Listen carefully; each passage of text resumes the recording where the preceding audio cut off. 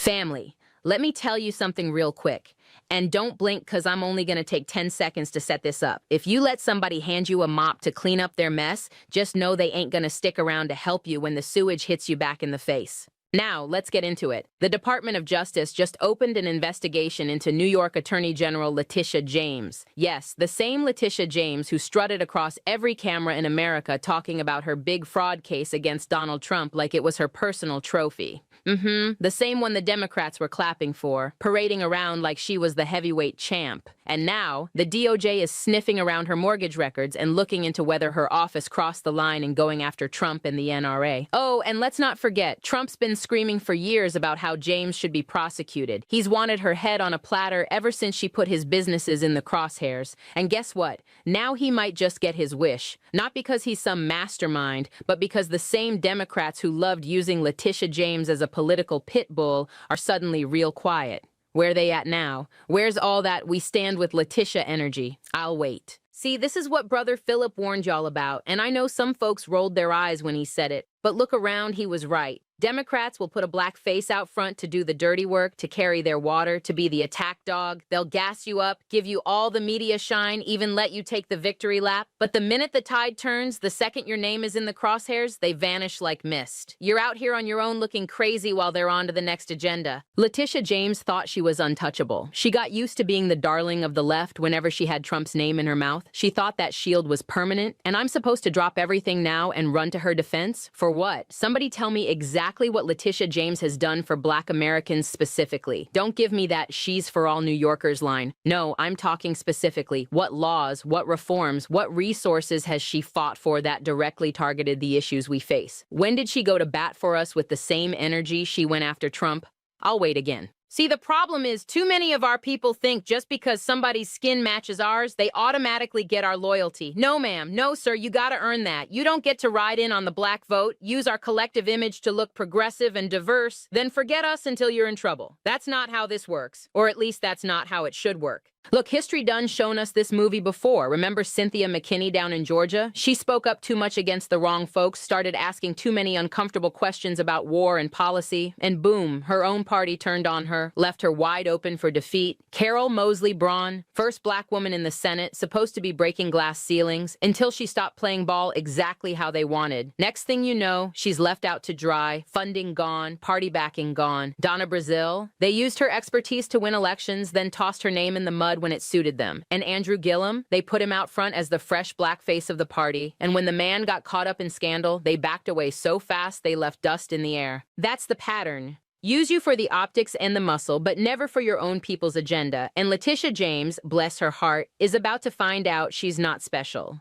Democrats are not loyal to Black Americans. They are loyal to power, and you are only useful as long as you help them keep it. Now, I know some folks are going to say, but LaSherika, we got to defend her because Trump's the one behind this. Baby, Trump being behind it doesn't mean I automatically jump in the foxhole with her, especially when she never came to our foxholes when we were under attack.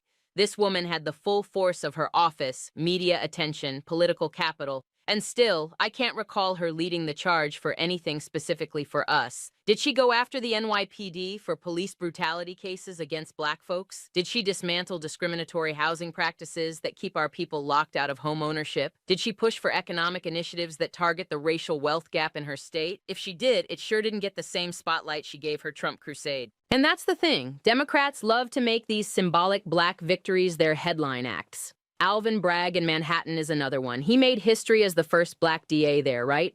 Then they had him out front indicting Trump. Oh, they loved that. But watch, if the heat ever gets too close to Bragg, those same Democrats will be on mute. He'll be left doing press conferences solo, trying to defend himself while they line up someone else to keep the machine moving. And don't even get me started on Fani Willis down in Georgia. Right now, she's the hero of the left for going after Trump and his crew over election interference. She's on every channel, every headline. But you think for 1 second that if Fani's name ends up on some investigation docket, the Democrats are gonna burn political capital to protect her? Please, they'll cut her loose so fast her head will spin. They'll say something vague like, "We believe in the process," and let the wolves have at her. That's why I don't get caught up in this "we gotta protect our people in power" talk unless those same people have been protecting us. Loyalty is a two-way street. If you ain't been in the trenches for us, don't expect us to march for you when your own allies turn on you. And here's the real kicker. Democrats know exactly what they're doing when they put black prosecutors, AGs, and DAS on these high-profile cases. They're not just thinking about legal strategy, they're thinking optics. They want the image of a black face holding a powerful white man accountable. It plays well in the media. It makes them look progressive, and it shields them from accusations of political bias, because how can it be racial or partisan if a black person is leading the charge, right? But the truth is, they're setting these folks up to be the fall guy if things go sideways. It's like sending somebody into a burning building with a fire hose and telling them, "Don't worry, we got your back," and then quietly slipping out the side door while the flames close in. And when the smoke clears, the headlines will say, "They acted alone," or "The investigation found troubling conduct," and the party will just move on like you never existed.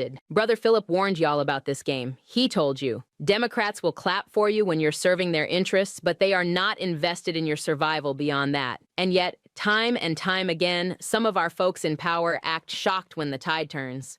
Letitia James might be shocked right now, but she shouldn't be. This is baked into the deal. So no, I don't feel obligated to rush to her defense.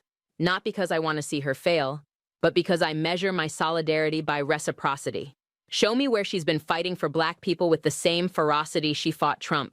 Show me where she's taken risks to dismantle systems that hurt us. Show me where she's been willing to spend her political capital on our behalf, not just when it was safe or convenient, but when it actually cost her something. If you can't show me that, then miss me with the guilt trip. Let me also say this, and some of y'all ain't gonna like it, but we have to stop letting representation be the end goal. Just because someone looks like us doesn't mean they work for us. Having black faces in high places is meaningless if they're not using that power to materially improve black lives. And in too many cases, what we get instead is a black face running a white agenda. Now, to the folks saying, "But she's still our sister, we gotta stand with her against a common enemy," I hear you, but here's my counter. Unity without accountability is just blind loyalty. And blind loyalty is how we get played over and over again. If we don't start making demands of our leaders, demands that they center our community's needs, not just their career moves, then we're just setting ourselves up to be props in somebody else's political theater. And the theater is exactly what this is. Republicans are going after James now, yes, but the Democrats had no problem putting her in this exact position. They knew going after Trump would make her a target for retaliation. They knew the stakes, they knew the risk, and still, they sent her out front because it served their momentary needs. But defense, that's not in the budget. Mark my words, family. Alvin Bragg will get his turn. Fani Willis will get hers. And when they do, you're gonna see the same pattern. The silence, the distance, the polite but empty statements, and our community will be told once again to rally behind them with nothing in return. We have to break this cycle. We have to start being clear. If you want our support, it comes with conditions. Deliver for us while you're in office. Or don't expect us to carry water for you when the tables turn. And I'm not talking about symbolic gestures or safe policy wins. I'm talking about using your position to take on the issues that actually affect our people's day-to-day lives, even when it costs you politically. Letitia James might come out of this okay, or she might not. But one thing's for sure, she's about to get a front-row education in how loyal Democrats are when you're no longer useful to them. And maybe, just maybe, she'll remember this moment the next time she's choosing which fights to take on. Maybe she'll think about whether the applause is worth the abandonment that comes after. Until then, I'm gonna keep telling y'all the same thing. We can't save everybody, especially not the ones who never tried to save us.